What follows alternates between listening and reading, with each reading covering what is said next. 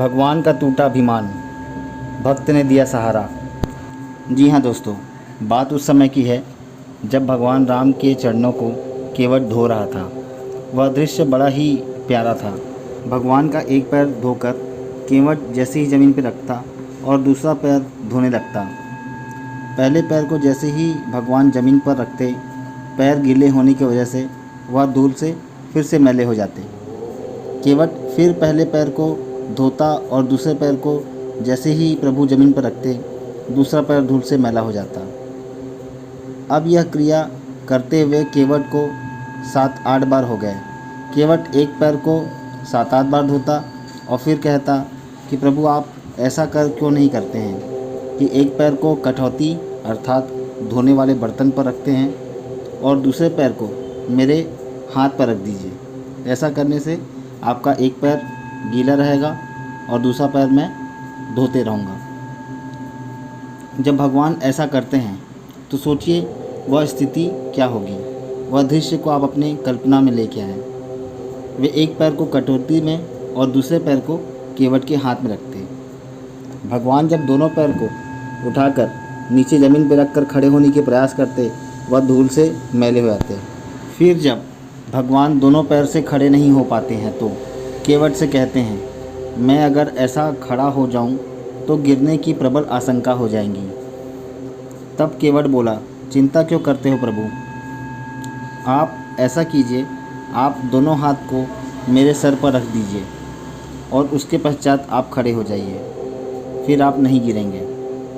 ऐसा करने में आपका आशीर्वाद भी मुझे मिल जाएगा।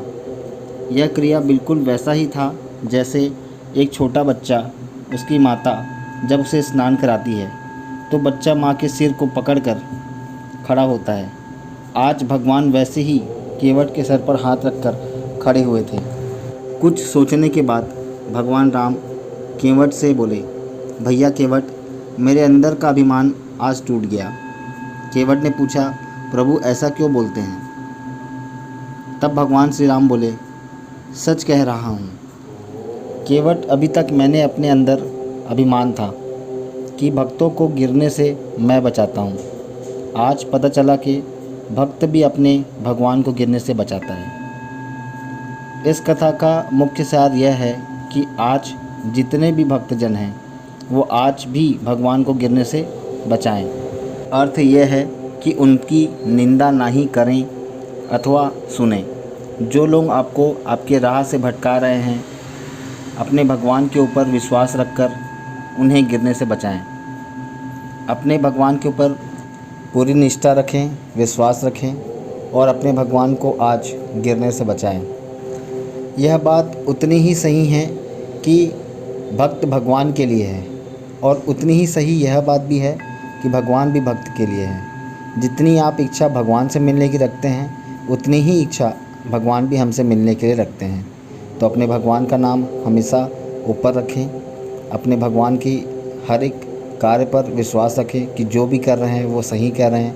आपके लिए हित के लिए ही वह अपने आपके भाग्य को लिखे हुए हैं और जो भी होगा वह उनकी इच्छा से होगा। प्रेम से बोलिए, जय श्री राम।